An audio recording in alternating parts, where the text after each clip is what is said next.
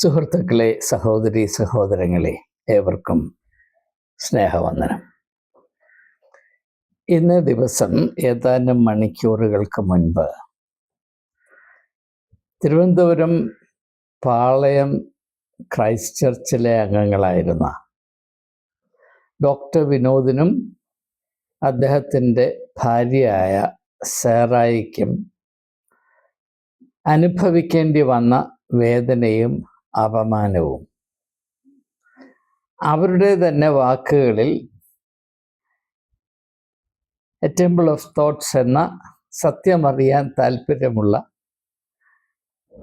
ആളുകൾക്ക് ബോധ്യമാകത്തക്കവണ്ണം ഒരു വീഡിയോ പങ്കിട്ടതിനോട് പല വിധത്തിൽ ആളുകൾ പ്രതികരിച്ചു കൊണ്ടേയിരിക്കുന്നു. പ്രതികരണങ്ങൾ എപ്പോഴും നല്ലതാണ്. ഞാനതിനെ വളരെ വിലമതിക്കുന്ന കൂട്ടത്തിലാണ്. എന്നാൽ അതിൽ ഒരു വ്യക്തി, കഴിഞ്ഞ നാളുകളിൽ അനേക വ്യക്തികൾ പ്രതികരിച്ചതുപോലെ നടത്തിയ ഒരു പ്രതികരണത്തിൽ കാണിക്കുന്നത്, താങ്കൾ ആജീവനാന്തം സഭ നടത്തുന്ന ഒരു വിദ്യാഭ്യാസ സ്ഥാപനത്തിൽ ജോലി ചെയ്യുകയും പിന്നെ അതിൻ്റെ പ്രിൻസിപ്പലായി വലിയ നേട്ടങ്ങൾ കൈവരിക്കുകയും ചെയ്തു. അപ്പോഴൊന്നും താങ്കൾക്ക് വിമിഷ്ടമില്ലായിരുന്നു. റിട്ടയർ ചെയ്ത ശേഷം മാത്രമാണോ ഈ ഉറക്കത്തിൽ നിന്ന് താങ്കൾ ഉണർന്നത് എന്ന് വളരെ പരിഹാസ്യമായ ഭാഷയിൽ ചോദിക്കുന്നത് കൊണ്ട് ചില കാര്യങ്ങൾ ആദ്യമായി എല്ലാവരുടെയും ശ്രദ്ധയിൽപ്പെടുത്തുവാൻ ഞാൻ നിർബന്ധിതനാണ്. ഞാൻ സാധാരണ എന്നെപ്പറ്റി പറയാറില്ല. അതെൻ്റെ ഒരു തത്വമാണ്, ഒരു മർമ്മമാണ്. കാരണം ആരുടെയും മുൻപിൽ എന്നെ തന്നെ ഡിഫെൻഡ് ചെയ്യേണ്ട ആവശ്യം എനിക്കുണ്ട് എന്ന് നാളിതുവരെ എനിക്ക് തോന്നിയിട്ടില്ല. അതിനെനിക്ക് മനസ്സുണ്ടായിരുന്നില്ല. കാരണം ഞാൻ ആരാകുന്നുവെന്നും ഏത് വഴിയിലാണ് സഞ്ചരിച്ചത് എന്നും ഏതെല്ലാം വിധത്തിലാണ് ഞാൻ വിശ്വസിക്കുന്ന മൂല്യങ്ങളും ആദർശങ്ങളും കാത്തു സംരക്ഷിക്കുവാൻ, ഉയർത്തിപ്പിടിക്കുവാൻ ഞാൻ യുദ്ധം ചെയ്തത് എന്നും അതിനെത്ര വലിയ വില കൊടുക്കേണ്ടി വന്നുവെന്നും അറിയേണ്ടവർക്കറിയാം. എനിക്കും അറിയാം, ദൈവത്തിനും അറിയാം. അതുകൊണ്ട് അപ്രകാരമുള്ള കാര്യങ്ങൾ കൊട്ടിഘോഷിച്ചുകൊണ്ട് നടക്കേണ്ട ആവശ്യമില്ല എന്ന ധാരണയിലാണ് ഈ കാര്യത്തെപ്പറ്റി ഞാൻ ഒരിക്കലും മിണ്ടാതിരുന്നത്. എന്നാൽ ഇപ്പോൾ പല പല ആളുകൾക്കും ഇതൊരു പ്രശ്നമായി തീരുന്നതുകൊണ്ട് ചില കാര്യങ്ങൾ ഞാൻ ഈ വീഡിയോയിൽ കൂടെ വെളിപ്പെടുത്താൻ പോവുകയാണ്. ആദ്യമായി 1982 ഞാൻ ഒരു വൈദികൻ എന്ന ദിശയിലേക്ക് എൻ്റെ മുഖം തിരിച്ചത്. അത് താല്പര്യമുണ്ടായിട്ടല്ല. ഞാൻ ആ സമയത്ത് അമേരിക്കയിൽ ഡോക്ടറേറ്റ് ബിരുദം സംബന്ധമായ റിസർച്ചിന് വേണ്ടി പോകാനുള്ള എല്ലാ കാര്യങ്ങളും തയ്യാറായിരിക്കെ സെൻറ്റ് സ്റ്റീഫൻസ് കോളേജ് ഒരു പ്രതിസന്ധിയിലായി എന്നതുകൊണ്ട് അവിടെ നാളിതുവരെയും കേംബ്രിഡ്ജ് യൂണിവേഴ്സിറ്റിയിൽ നിന്ന് മാത്രമാണ് ചാപ്ലിൻസ് അല്ലെങ്കിൽ പുരോഹിതന്മാർ വന്ന് കോളേജിലെ ചാപ്പൽ സർവീസ് നടത്തിയിരുന്നത് എങ്കിൽ അത് പിന്നെ അപ്രകാരം സാധിക്കാത്ത വിധത്തിൽ സർക്കാർ നിയമം മാറ്റിയത് കൊണ്ട് എൻ്റെ പരിപാടി മാറ്റുകയും കോളേജിൻ്റെ ഈ പ്രതിസന്ധിയിൽ കോളേജിനെ സഹായിക്കാൻ ഞാൻ മനസ്സ് കാണിക്കുകയും ചെയ്യണമെന്ന് അന്നത്തെ പ്രിൻസിപ്പൽ എന്നോട് വളരെ നിർബന്ധമായി അപേക്ഷിച്ചത് കൊണ്ട് ഞാൻ എൻ്റെ ഭാവിയെ മുഴുവനും ബാധിക്കുന്ന ഒരു വലിയ തീരുമാനമെടുത്തു. ഞാൻ എൻ്റെ PhD പ്രോഗ്രാം ഉപേക്ഷിച്ചിട്ടാണ് യാതൊരു പ്രതിഫലവുമില്ലാത്ത, പ്രത്യേകിച്ച് നഷ്ടം മാത്രമുണ്ടാകുന്ന കോളേജിൻ്റെ ചാപ്ലിൻസി എന്ന ചുമതല ഏറ്റെടുത്ത് 10-12 വർഷം ഞാൻ ആ തസ്തികയിൽ ജോലി ചെയ്തത്. ഇവിടെ എനിക്ക് പ്രത്യേകമായി നിങ്ങളോട് പറയാനുള്ളത്, ഞാനൊരു പുരോഹിതനായ ദിവസം തൊട്ട് ചർച്ച് ഓഫ് നോർത്തിൻ്റെ ഡൽഹി ഡയസിസിലെ ബിഷപ്പും ആളുകളും പ്രത്യേകിച്ച് അച്ഛന്മാരും എന്നെ ശത്രുവായിട്ട് മാത്രമാണ് കണ്ടത്. കാരണം ഞാൻ അവരുടെ രാഷ്ട്രീയത്തിൽ, അവരുടെ കച്ചവടത്തിൽ, അവർ നടത്തുന്ന സൂപ്പർ മാർക്കറ്റിൽ ഒരു വിധത്തിലും പങ്കെടുത്തിട്ടില്ല എന്നത് മാത്രവുമല്ല, ചില ആദർശങ്ങളും മൂല്യങ്ങളും അനുസരിച്ച് മാത്രമേ ഞാൻ ചുവടുകൾ വെൽക്കുകയുള്ളൂ എന്നത് വെളിപ്പെട്ട് കഴിഞ്ഞപ്പോൾ ഞാൻ അപകടകാരിയാണ് എന്ന് അവർ തീരുമാനിക്കുകയും എന്നെ എല്ലാ കാര്യത്തിൽ നിന്നും മനഃപൂർവ്വം മാറ്റി നിർത്തുകയുമാണ് ചെയ്തത്. അതുകൊണ്ട് അന്ന് മുതലേ, അതായത് 1983 എൻ്റെ ഓർഡിനേഷൻ നടക്കുന്നത്, അന്ന് മുതലേ എനിക്കുള്ള പേര് ബിഷപ്പന്മാരുടെ ബദ്ധശത്രു എന്നുള്ളതായിരുന്നു. ഞാൻ പ്രത്യേകിച്ചിട്ട് ഒന്നും ചെയ്തിട്ടൊന്നുമല്ല. സഭകൾ നടത്തുന്ന, പ്രത്യേകിച്ച് ചർച്ച് ഓഫ് നോർത്ത് ഇന്ത്യയുടെ ഡൽഹി ഡയസസിൽ നടന്നുകൊണ്ടിരുന്ന വലിയ വലിയ കള്ളക്കമ്പട്ടങ്ങൾ, കൊള്ളകൾ, നീതികൾ, കള്ളത്തരങ്ങൾ, അതിൽ സഹകരിക്കുന്നില്ല എന്ന ഒരേ ഒരു കാര്യം കൊണ്ട് ഞാൻ സഭയുടെ ശത്രുവാണ് എന്ന മുദ്ര ഏറ്റെടുക്കേണ്ടി വന്നു. എങ്കിലും അത് സഹിച്ച ഞാൻ 12 വർഷം കോളേജിൻ്റെ ചാപ്ലിനായി ജോലി ചെയ്തു. ആ സമയത്ത് എനിക്കെതിരെ സഭയും തൽപര കക്ഷികളും ചേർന്ന് അഴിച്ചുവിട്ട മറ്റൊരു പ്രചരണമാണ്, ഇവൻ കോളേജിൻ്റെ പ്രിൻസിപ്പൽ ആകാനായിട്ടാണ് ഈ അച്ചപ്പട്ടം ഏറ്റെടുക്കാൻ തയ്യാറായത്. എനിക്ക് കോളേജിൻ്റെ പ്രിൻസിപ്പൽ ആകണമെങ്കിൽ ഞാൻ ചെയ്യേണ്ടത്, ഞാൻ അന്ന് പോകാൻ ഉദ്ദേശിച്ചതുപോലെ അമേരിക്കയിൽ പോയി PhD ചെയ്ത് തിരിച്ചു വരികയാണ് ചെയ്യേണ്ടത്. അത് മുഴുവനും ഞാൻ കോളേജിൻ്റെ ആവശ്യത്തിന് വേണ്ടി ഇല്ലാതാക്കുകയും ത്യജിക്കുകയും, ഒരു പ്രതിസന്ധി കോളേജിന് വേണ്ടി ഞാൻ എന്നെ തന്നെ ഇല്ലാതാക്കുകയും ചെയ്തപ്പോൾ സഭ എനിക്ക് നൽകിയത് ഈ ഒരു ദുഷ്പേരാണ്. ഇത് സഭയുടെ താല്പര്യങ്ങളോട് അടിമത്വ സ്വഭാവത്തിൽ സഹകരിക്കാത്ത എല്ലാവരുടെയും അനുഭവമായിരിക്കുമെന്ന് എനിക്ക് നല്ല ഉറപ്പാണ്.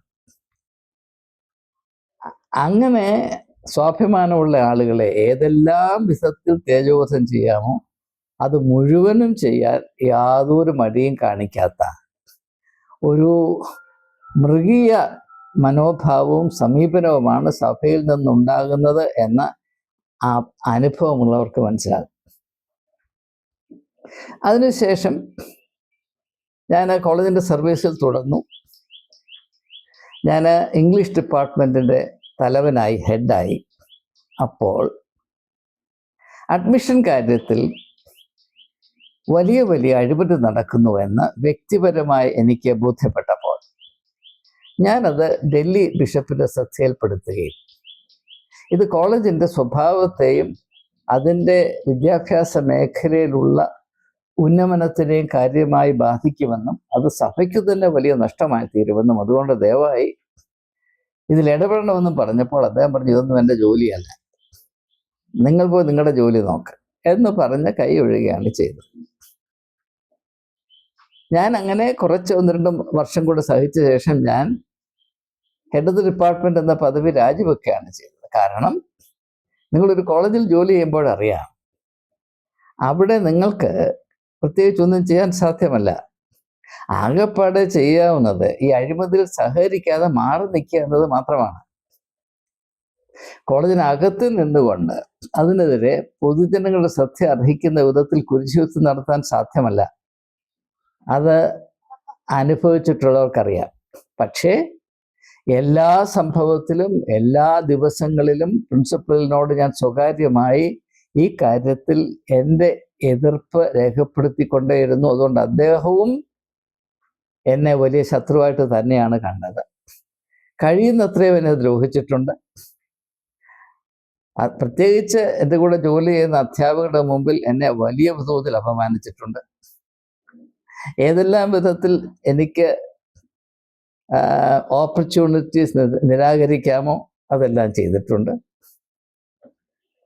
വളരെയധികം പീഡനം സഹിച്ചാണ് ഞാൻ കോളേജിൽ ജോലി ചെയ്തത്. പക്ഷേ ദൈവകൃപയാൽ അത് എൻ്റെ ഏറ്റവും വലിയ അനുഗ്രഹമാക്കി മാറ്റി തീർക്കാൻ എനിക്ക് സാധിച്ചു. കാരണം അങ്ങനെ കോളേജിൽ പീഡിപ്പിക്കപ്പെട്ടത് കൊണ്ടാണ് ഞാൻ കോളേജിൻ്റെ വെളിയിൽ വന്ന് മറ്റുള്ളവരുമായി സഹകരിച്ച്, പ്രത്യേകിച്ച് സ്വാമി അഗ്നിവേശുമായും മറ്റുള്ള മത നേതാക്കന്മാരുമായി സഹകരിച്ച് റിലിജിയൻസ് ഫോർ സോഷ്യൽ ജസ്റ്റിസ് എന്ന് പറയുന്ന ഒരു പ്രസ്ഥാനമുണ്ടാക്കുകയും അതിൻ്റെ ആഭിമുഖ്യത്തിൽ ഈ രാജ്യത്തെ അഭിമുഖീകരിക്കുന്ന പല പ്രധാന പ്രശ്നങ്ങളിലും ഇടപെടുവാനും വളരെയധികം അധ്വാനിക്കുവാനും രാജ്യത്തിൻ്റെ തന്നെ ശ്രദ്ധ പിടിച്ചു പറ്റുവാനും ഇടയായി. അങ്ങനെയാണ് ഞാൻ നാഷണൽ ഇൻ്റഗ്രേഷൻ കൗൺസിലിൽ ഡിസ്റ്റിങ്വിഷ്ഡ് സിറ്റിസൻസ് ഓഫ് ഇന്ത്യ എന്ന കാറ്റഗറിയിൽ നോമിനേറ്റ് ചെയ്യപ്പെട്ടത്. ചുമ്മാതെ ആരും ചക്കാത്തിന് തന്നതൊന്നുമല്ല. ഞാൻ റിലിജിയൻസ് ഫോർ സോഷ്യൽ ജസ്റ്റിസിൽ കൂടെ നടത്തിയ, പലപ്പോഴും ജീവൻ പണയപ്പെടുത്തി നടത്തിയ ഇടപെടലുകളെ പറ്റി പറയാൻ തുടങ്ങിയാൽ ഒരു 2 മണിക്കൂറെങ്കിലും വേണ്ടി വരും. അതുകൊണ്ട് ഞാൻ അതിനെ തുനിയുന്നില്ല. എൻ്റെ പരിശ്രമം കൊണ്ട് കോളേജിൻ്റെ സാഹചര്യം ഒരു വിധത്തിലും മെച്ചപ്പെടുന്നില്ല എന്ന് മനസ്സിലാക്കി, അങ്ങനെയുള്ളൊരു സാഹചര്യത്തിൽ പ്രവർത്തിക്കുവാൻ, സേവനം ചെയ്യുവാൻ എന്നെക്കൊണ്ട് സാധ്യമല്ല എന്ന ഒരു സാഹചര്യം വന്നപ്പോൾ 2003 ഞാൻ കോളേജിൽ നിന്ന് രാജിവെച്ച വ്യക്തിയാണ്. അതായത് 13 വർഷം സർവീസ് ബാക്കി നിൽക്കെ എൻ്റെ ജോലി രാജിവെച്ച വ്യക്തിയാണ് ഞാൻ. അന്നെനിക്ക് മറ്റു ജോലിയൊന്നുമില്ലായിരുന്നു. പട്ടിണി കിടന്ന് മരിച്ചാലും ഈ അധർമ്മത്തിനും വഷളത്വത്തിനും കൂട്ടുനിൽക്കത്തില്ല എന്നതുകൊണ്ട് ഞാൻ എൻ്റെ ജോലി രാജിവെച്ച് വെളിയിലേക്ക് പോയവനാണ്. പക്ഷേ എൻ്റെ ആ തീരുമാനത്തെ ദൈവം മാനിച്ചു എന്ന് പറഞ്ഞാൽ മതി.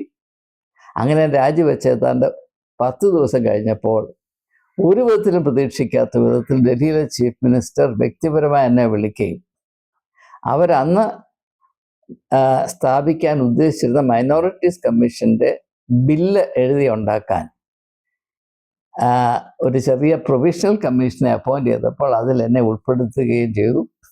പിന്നെ അതിനുശേഷം ഡൽഹി മൈനോറിറ്റീസ് കമ്മീഷൻ വന്നപ്പോൾ എന്നെ അപ്പോയിൻറ്റ് ചെയ്തു. ആ ടേം കഴിഞ്ഞപ്പോൾ വീണ്ടും അപ്പോയിൻറ്റ് ചെയ്തു. അതങ്ങനെ പോയി. അപ്പോൾ 2007 ആയപ്പോൾ national commission for minority education ഇൻസ്റ്റിറ്റ്യൂഷൻ്റെ സ്ഥാപക അംഗമായി ഞാൻ നിയമിക്കപ്പെട്ടു. National commission for minority. അങ്ങനെ ഇരിക്കുമ്പോൾ കോളേജ് വീണ്ടും ഒരു വലിയ പ്രതിസന്ധിയിലായി. ആ പ്രതിസന്ധിയുടെ വിശദ വിവരങ്ങൾ ഞാനിപ്പോൾ പറയുന്നില്ല. അത് വളരെ വിശദമായി പറയേണ്ടതുകൊണ്ട് സമയം കൈവിട്ടു പോകുന്നതുകൊണ്ട്. അപ്പോൾ ഡൽഹിയിലെ ബിഷപ്പും അദ്ദേഹത്തിൻ്റെ ചില ആളുകളും കൂടെ എന്നെ നാഷണൽ കമ്മീഷനിലുള്ള എൻ്റെ ചേംബറിൽ വന്ന് കണ്ട്, കോളേജ് വലിയ അപകടത്തിലാണ്, കോളേജ് സഭയുടെ കയ്യിൽ നിന്ന് വിട്ടുപോകും, താങ്കൾക്ക് മാത്രമേ ഇതിൽ ഇടപെടുവാനും ഇതിനെ സംരക്ഷിക്കുവാനും സാധിക്കുകയുള്ളൂ, അതുകൊണ്ട് ദയവായി കോളേജിൻ്റെ പ്രിൻസിപ്പലായി തിരിച്ചു വരണം എന്ന് എന്നോട് അപേക്ഷിച്ചതാണ്. അന്നും ഞാൻ പറഞ്ഞു, എനിക്കിതിൽ താല്പര്യമില്ല, വേറെ ആർക്കെങ്കിലും അതിന് കഴിവുണ്ടെങ്കിൽ കൊടുക്കണം. ഇത് അഡ്വർടൈസ് ചെയ്ത് ഇൻ്റർവ്യൂ നടത്തി നിങ്ങൾക്ക് ആരെയും കിട്ടുന്നില്ല എന്ന ഉത്തമ ബോധ്യമാകുമ്പോൾ എൻ്റെ അടുത്ത് മടങ്ങി വാ, അപ്പോൾ ഞാനിതിൻ്റെ ഉത്തരം പറയാം. അതുപോലെ തന്നെ ചെയ്തു. ആരെയും കിട്ടിയില്ല. വീണ്ടും എൻ്റെ അടുത്ത് വന്നു. അങ്ങനെയാണ് ഞാൻ നാഷണൽ കമ്മീഷൻ അംഗത്വം രാജിവെച്ച് സെൻറ്റ് സ്റ്റീഫൻസ് കോളേജിൻ്റെ പ്രിൻസിപ്പലായിത്തീരുന്നു. ആ ഒറ്റ തീരുമാനത്തിൽ എനിക്ക് 20 ലക്ഷം രൂപയുടെ നഷ്ടം. രൂപയുടെ നഷ്ടം പോട്ടെ, നാഷണൽ കമ്മീഷൻ്റെ അംഗമായിരിക്കുന്നത് ഒരു കോളേജിൻ്റെ പ്രിൻസിപ്പൽ ആയിരിക്കുന്നത് തമ്മിൽ യാതൊരു സാമ്യവുമില്ല. ഞാൻ കോളേജിൻ്റെ പ്രിൻസിപ്പലായി തിരിച്ചു വരുന്നു എന്ന് പറഞ്ഞപ്പോൾ ഡൽഹി യൂണിവേഴ്സിറ്റി വൈസ് ചാൻസലർ എന്നെ വിളിച്ചിട്ട് പറഞ്ഞു, എന്തിനാണ് ഈ മണ്ടത്തരം കാണിക്കുന്നത്? അക്കാഡമിക്സിൽ താങ്കൾക്ക് താല്പര്യമുണ്ടെങ്കിൽ ഡൽഹി യൂണിവേഴ്സിറ്റിയുടെ ഫുൾ ടൈം പ്രൊഫസറായിട്ട് ഞാൻ ജോലി തരാം. ആഴ്ചയിൽ 2 or 3 ക്ലാസ് എടുത്താൽ മതി, ബാക്കിയുള്ള സമയത്ത് ഇഷ്ടമുള്ള കാര്യങ്ങൾ ചെയ്യാമല്ലോ. ഞാൻ പറഞ്ഞു, അങ്ങനെയാണെങ്കിൽ എനിക്ക് നാഷണൽ കമ്മീഷൻ ഇരുന്നാൽ പോരെ. കാരണം പ്രോട്ടോകോൾ വെച്ച് നോക്കുമ്പോൾ നാഷണൽ കമ്മീഷൻ്റെ മെമ്പർ ഡൽഹി വൈസ് ചാൻസലറേക്കാൾ ഉന്നതമായ നിലയിലാണ്. അപ്പോൾ അത് ത്യജിച്ചിട്ടാണ് ഞാൻ കോളേജിൻ്റെ പ്രിൻസിപ്പളായത്. ഞാൻ കോളേജിൻ്റെ പ്രിൻസിപ്പലായി ഏതാനും ദിവസങ്ങൾ, 10 ദിവസങ്ങൾ കഴിഞ്ഞപ്പോൾ ഡൽഹിയിലെ ബിഷപ്പ് എന്നെ വിളിക്കുകയും അദ്ദേഹത്തിന് വിൽക്കാനായിട്ട് എത്ര സീറ്റ് കോളേജിൽ കൊടുക്കുമെന്ന് എന്നോട് ചോദിക്കുകയും ചെയ്തു. ആ കച്ചവടത്തിന് ഞാൻ തയ്യാറാകാഞ്ഞതുകൊണ്ട് ഉടനെ ഞാൻ രാജിവെക്കണം എന്ന് നിർബന്ധിച്ചു. ഞാൻ രാജിവെക്കാത്തതുകൊണ്ട് എനിക്കെതിരെ അദ്ദേഹം യുദ്ധം പ്രഖ്യാപിച്ചു. ആ യുദ്ധം ഏതെല്ലാം മുറയിൽ തരത്തിൽ തരം താണ വിധത്തിൽ അദ്ദേഹം നടത്തിയെന്ന് പറയാതിരിക്കുന്നതാണ് നല്ലത്.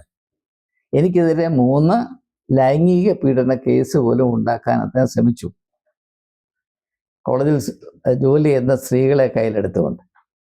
അദ്ദേഹം കോളേജ് ഗവർണിംഗ് ബോഡിയുടെ ചെയർമാനാണ്. ചെയർമാൻ നോക്കിയാൽ എന്ത് നടക്കും? അപ്പോൾ ഒരു കാര്യം എനിക്ക് വളരെ അഭിമാനത്തോടുകൂടെ അവരോട് പറയാൻ സാധിക്കും. ഒരു ജോലിക്ക് വേണ്ടിയോ ഒരവസരത്തിന് വേണ്ടിയോ അല്ലെങ്കിൽ ആരുടെയെങ്കിലും കരുണയ്ക്ക് വേണ്ടിയോ ഞാൻ എൻ്റെ ആദർശങ്ങളെയും മൂല്യങ്ങളെയും ഒരിക്കലും മറന്നിട്ടില്ല, കോംപ്രമൈസ് ചെയ്തിട്ടില്ല. അതുകൊണ്ട് സഭ എന്നെ എക്കാലത്തും ഒരു ശത്രുവായിട്ട് തന്നെയാണ് കണ്ടത്, യാതൊരു സംശയമില്ല. എന്നാൽ കേരളത്തിലെ മാത്രമല്ല ഭാരതത്തിലെമ്പാടുമുള്ള ഏറ്റവും പ്രസിദ്ധനായ കൺവെൻഷൻ പ്രാസംഗികനായി ഞാൻ അംഗീകരിക്കപ്പെട്ടു. അതാർക്കും വലിയ വിമിഷ്ടം വരാത്ത കാര്യമാണ്. കാരണം സഭകൾക്ക് അവിടെ കച്ചവടം അതുപോലെ നടത്തിക്കൊണ്ടു പോകാം. വർഷം തോറും കൺവെൻഷൻ നടക്കും. അവിടെ ഇങ്ങനെ ഒരാളെ കൊണ്ട് അവതരിപ്പിച്ചാൽ ആളുകൾക്ക് കുറച്ചുകൂടെ പ്രീതി വരും, കൂടുതൽ ആളുകൾ കൺവെൻഷൻ വരും. അന്നൊക്കെ ആളുകൾ പറഞ്ഞുകൊണ്ടിരുന്നത്, ഇന്നയാൾ കൺവെൻഷൻ പ്രസംഗിക്കാൻ വന്നാൽ അവിടെ സാധാരണ വരുന്ന ആളുകളുടെ ഇരട്ടി ആളുകൾ വരും. ഞാൻ തുടർച്ചയായി ക്രിസ്ത്യൻ മെഡിക്കൽ കോളേജ് വെല്ലൂരിൽ 25 വർഷം ഞാൻ അവിടുത്തെ ജനറൽ കൗൺസിലിലും എക്സിക്യൂട്ടീവ് കൗൺസിലും മെമ്പറായിരുന്നു. അപ്പം മുറയ്ക്ക് ഞാൻ അവിടുത്തെ ചാപ്പലിൽ പ്രസംഗിക്കാറുണ്ടായിരുന്നു. അന്നത്തെ ഡയറക്ടേഴ്സൊക്കെ ആയിരുന്ന ഡോക്ടർ വി.ഐ. മാത്തൻ അങ്ങനെയുള്ള ആളുകൾ പറഞ്ഞുകൊണ്ടിരുന്നത്, റെവറൻഡ് വത്സൻ തമ്പുവാണ് പ്രസംഗിക്കുന്നത് എന്ന ക്രിസ്ത്യൻ മെഡിക്കൽ കോളേജ് വെല്ലൂരിൽ ശ്രുതി വന്നാൽ ചാപ്പലിൽ 3 ഇരട്ടി ആളുകൾ ഉണ്ടാകും എന്നാണ് പറഞ്ഞുകൊണ്ട്. അപ്പം അതുകൊണ്ട് എന്നെ ഇവിടുത്തെ കൺവെൻഷൻ വിളിച്ചു എന്നതുകൊണ്ട് ഒരു കാര്യമൊന്നുമില്ല. ഞാനത് മനഃപൂർവ്വം കൺവെൻഷൻ പിന്നെ നിർത്തുകയാണ് ചെയ്തത്. കാരണം ഇത് ആത്മാർത്ഥതയില്ലാത്തൊരു ക്രമീകരണമാണ് എന്ന്, അതായത് സഭകളുടെ നാറിയ അവസ്ഥയ്ക്ക് ഏതാണ്ട് പെർഫ്യൂം തളിക്കുന്ന പരിപാടിയാണ് ഈ കൺവെൻഷൻ എന്ന് മനസ്സിലാക്കിയിട്ടാണ് ഞാനത് ഏതാണ്ട് 8 വർഷങ്ങൾക്ക് മുൻപ് തീർച്ചയായും പൂർണ്ണമായി നിർത്തിയതിന് ശേഷം ഞാൻ ഒരു കൺവെൻഷനും പോയി പ്രസംഗിച്ചിട്ടില്ല. ഞാൻ പറഞ്ഞു വന്നത്, ഇപ്പോൾ എനിക്കെതിരെ കേരളത്തിൽ നടക്കുന്ന പ്രചരണം, ഞാൻ റിട്ടയർ ചെയ്യുന്നത് വരെ സഭകളുടെ ആനുകൂല്യം പറ്റി, അന്ന് റിട്ടയർ ചെയ്ത ശേഷം സഭയുടെ ശത്രുവായി. ഞാൻ ആരുടെയും ശത്രുവല്ല. ഞാൻ ആത്മാഭിമാനമുള്ള, ദൈവത്തിൽ വിശ്വസിക്കുന്ന, സത്യത്തിലും നീതിയിലും വിശ്വസിക്കുന്ന ഒരു വ്യക്തിയാണ്. ഞാൻ പെർഫെക്റ്റ് അല്ല, പെർഫെക്റ്റ് ആകാൻ കഴിഞ്ഞിട്ടുമില്ല. അയാൾ കൊള്ളാൻ താല്പര്യമുണ്ട്, അതിനുവേണ്ടി ശ്രമിച്ചുകൊണ്ടിരിക്കുകയാണ്. പക്ഷെ ഒരു കാര്യം ഞാൻ നിങ്ങളോട് പറയാം, ഞാൻ ഒരു കാലത്തും അനീതിയോട് അടിയറ പറഞ്ഞിട്ടില്ല. കള്ളത്തരത്തോടും വഞ്ചനയോടും ഞാൻ സഖ്യം പാലിച്ചിട്ടില്ല.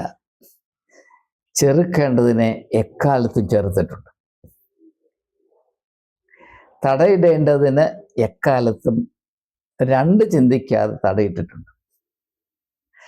ഡൽഹി യൂണിവേഴ്സിറ്റിയുടെ ചരിത്രത്തിൽ കോളേജ് ഗവർണിംഗ് ബോഡിയുടെ ചെയർമാനെ ഡൽഹി ഹൈക്കോടതിയിൽ കയറ്റിയ ഏക പ്രിൻസിപ്പൽ ഞാനാണ്.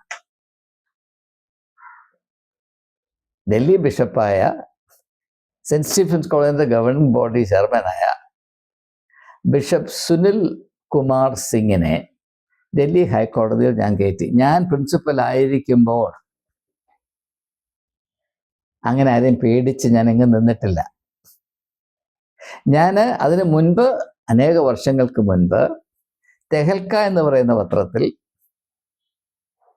ഡൽഹി ഡയസിസിൽ നടക്കുന്ന അഴിമതികളുടെ വിശദവിവരം കാണിച്ച് ഒരു ഫുൾ പേജ് ആർട്ടിക്കിൾ എഴുതിയതാണ്. ഞാനൊന്നും മറച്ചു വെച്ചിട്ടില്ല. ഞാൻ ആരുടെയും മുമ്പിൽ കുനിഞ്ഞിട്ടില്ല. ആരുടെയും ഒത്താശയ്ക്ക് വേണ്ടി ആഗ്രഹിച്ചിട്ടുമില്ല.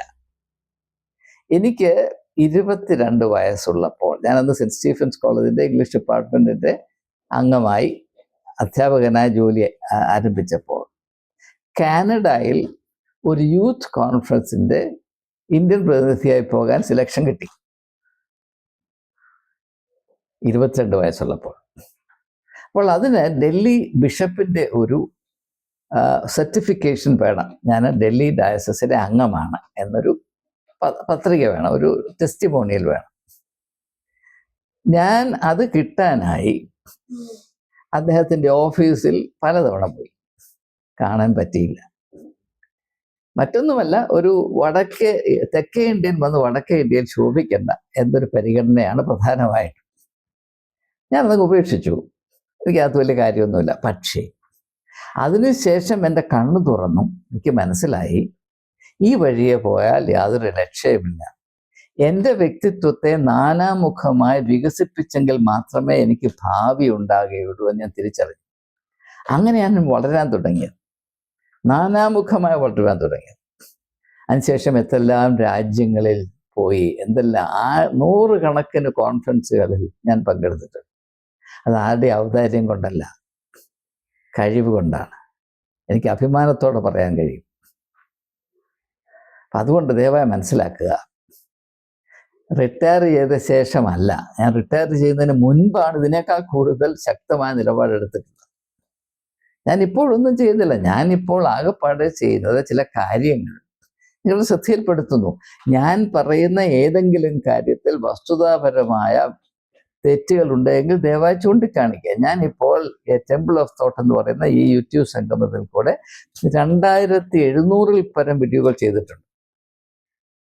ഇതിൽ പലതും വിമർശന സ്വഭാവമുള്ളതാണ്. ഏതെങ്കിലും ഒരു വീഡിയോയെ പറ്റി ഇതിൽ പറഞ്ഞിരിക്കുന്ന കാര്യം അസത്യമാണെന്നും അല്ലെങ്കിൽ ഏതെങ്കിലും വിധത്തിൽ വളച്ചൊടിക്കാൻ ശ്രമിച്ചിട്ടുണ്ട് എന്നും ദുരുദ്ദേശപരമായ ഒരു ഇടപെടലാണിത് എന്നും ആരെങ്കിലും പറഞ്ഞിട്ടുണ്ടോ?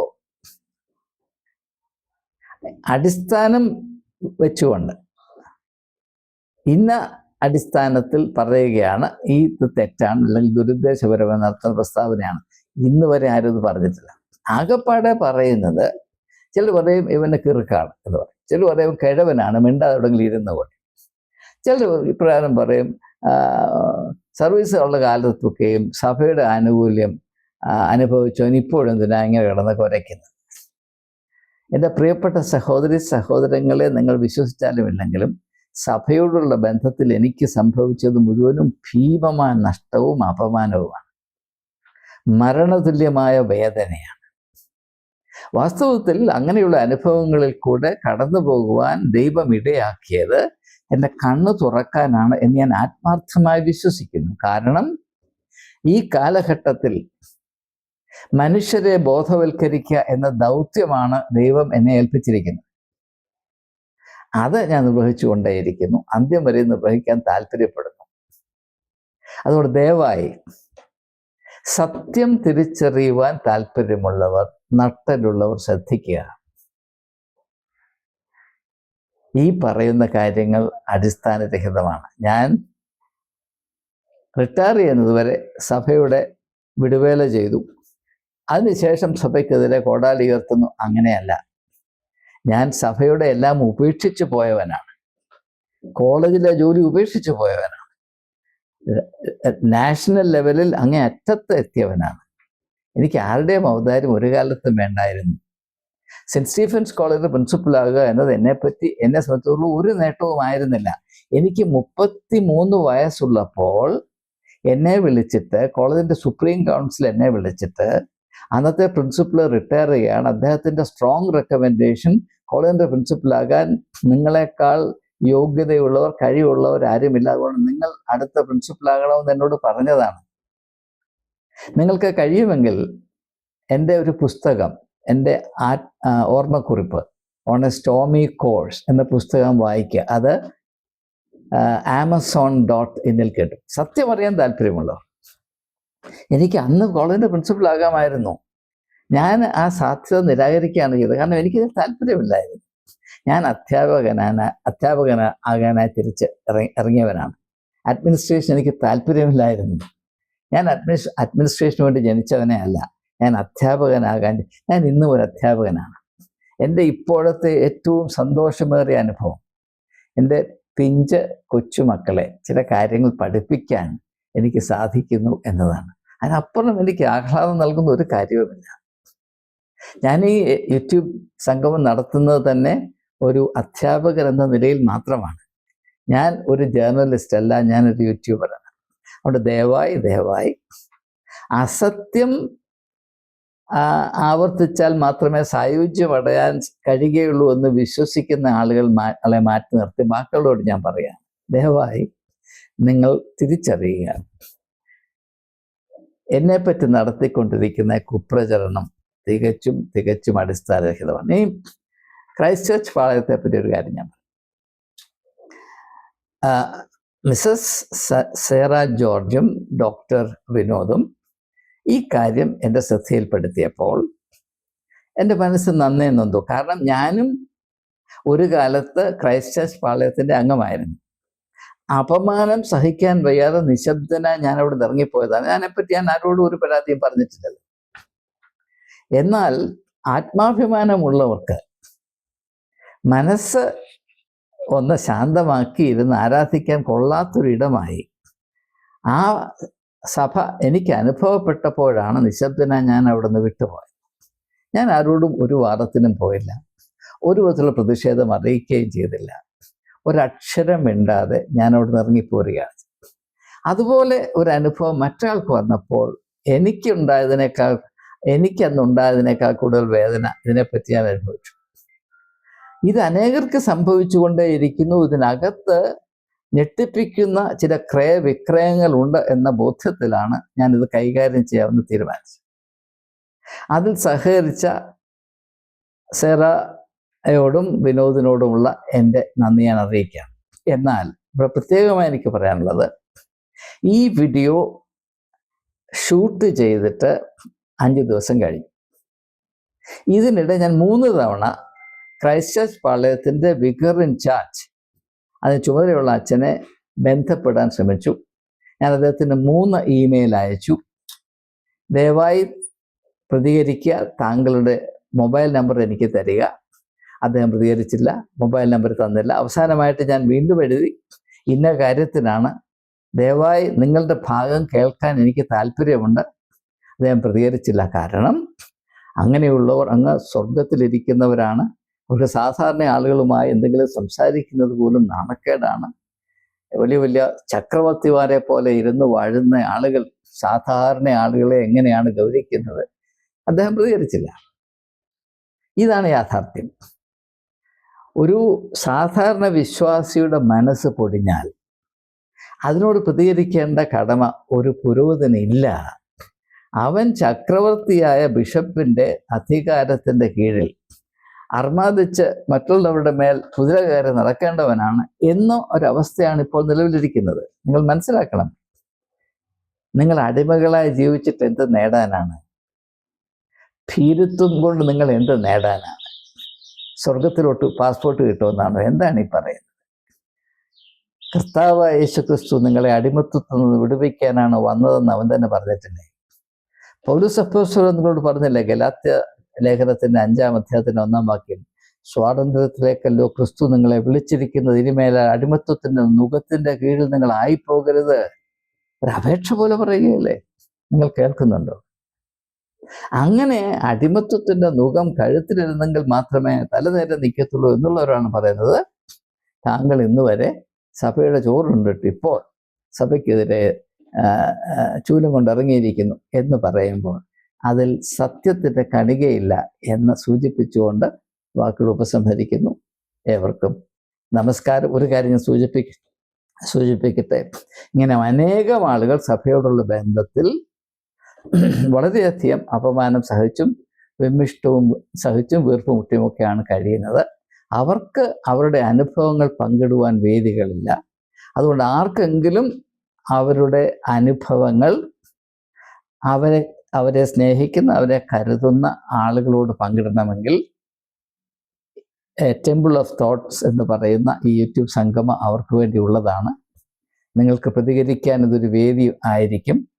എനിക്കൊരു കാര്യം വളരെ വ്യക്തമാണ്, ടെമ്പിൾ ഓഫ് തോട്ട്സ് എന്ന നമ്മുടെ യൂട്യൂബ് സംഗമത്തിൽ പങ്കെടുക്കുന്ന 95% ആളുകളും അന്യോന്യം കരുതുന്നവരാണ്. അതുകൊണ്ട് അങ്ങനെയുള്ളവരോട് നിങ്ങളുടെ അനുഭവങ്ങൾ പങ്കിടുന്നത് നിങ്ങൾക്ക് ആശ്വാസമായിരിക്കുമെന്ന് മാത്രമല്ല, ഇങ്ങനെയുള്ള കാര്യങ്ങളെപ്പറ്റി പൊതുവായി ചർച്ചകൾ നടന്നാൽ ഇങ്ങനെയുള്ള അധർമ്മങ്ങൾ, അധമമായ പ്രവൃത്തികൾ, ഹീനമായ പരിപാടികൾ നടത്താൻ ഇപ്പോഴതിനു വേണ്ടി കച്ചകെട്ടിയിരിക്കുന്ന ആൾ കുറച്ചുകൂടെ മടിക്കും എന്നൊരു ഗുണം കൂടെയുണ്ട്. ഇത്രമാത്രം വഷളത്വം നമ്മുടെ ഇടയിൽ കുമിഞ്ഞുകൂടുന്നതിൻ്റെ പ്രധാനപ്പെട്ട കാര്യം സാധാരണ ജനം പ്രതികരിക്കാതെ ഇത് വല്ല വിധേനയും കടിച്ച് പിടിച്ച് സഹിച്ച് അങ്ങനെ മുൻപോട്ട് പോകുകയാണ്. ഇത് യാതൊരു ആവശ്യവുമില്ല. പ്രതികരിക്കുക, സത്യം സാക്ഷീകരിക്കുക. ഇരുട്ടിൻ്റെ പ്രവൃത്തി ചെയ്യുന്നവരെ നിങ്ങളുടെ നിശബ്ദത കൊണ്ട്, സൈലൻസ് കൊണ്ട് സഹായിക്കാതിരിക്കുക. നിങ്ങൾക്കൊന്നും കുറഞ്ഞ പക്ഷം പൊതുരംഗത്ത് ഒന്ന് മനസ്സ് നിറഞ്ഞ് കരയുവാനെങ്കിലും ഒരിടമുണ്ട് എന്നത് മനസ്സിലാക്കുക.